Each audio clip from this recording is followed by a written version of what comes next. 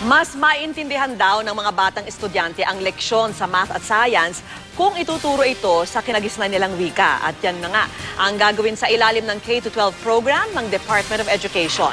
Nakatutok si Cara David.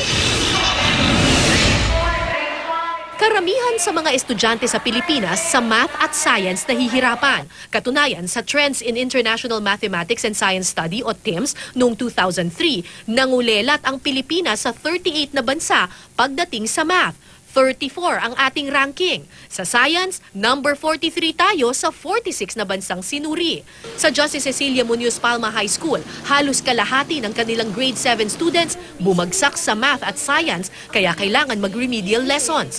Ang dahilan, sa wikang Ingles daw kasi itinuturo ang asignatura. Itong mga bumagsak naming mga mag-aaral na ini-interview ko muna bago sila ma-enroll, tinatanong ko kung bakit mababa, ang karamihan sa sinasabi ay hindi po namin naiintindihan.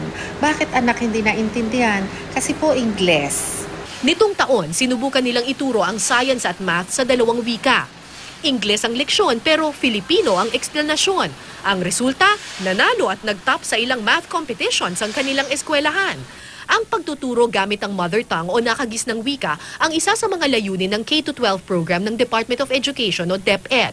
Sa ilalim ng programa mula kinder hanggang grade 3, ituturo ang math at science sa sariling wika.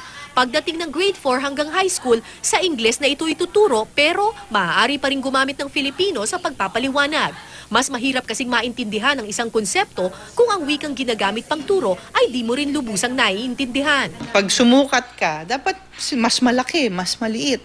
Pag nag-compare ka. Kasi kapag less, greater than and less than, so iniaral mo na yung concept ng larger and smaller, inaaral mo pa yung vocabulary. Correct. Samantalang kung gamitin mo na lang yung wika ng bata, ang focus mo yung concept, hindi yung language.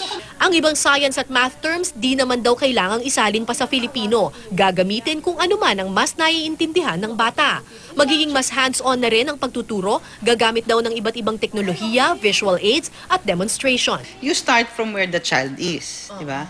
And therefore, you use that language the child is good at, di ba? Kung saan siya magaling para matuto ng mga subject matter at content. Kasi nagiging malaya ang isip kapag hindi mo na iniisip kung paano i-translate yun, di ba, sa ibang wika. Sa ngayon, patuloy ang training ng mga guro sa bagong kurikulum ng K-12. Pero sa huling suma, nasa bata at magulang pa rin ang susi para magtagumpay ang programa. Kahit anong haba ng pag-aaral ng bata, na hindi naman, kung hindi siya interesado, hindi siya focus, at hindi supportive ang pamilya, hindi rin. Cara David, Nakatutok, 24 Oras.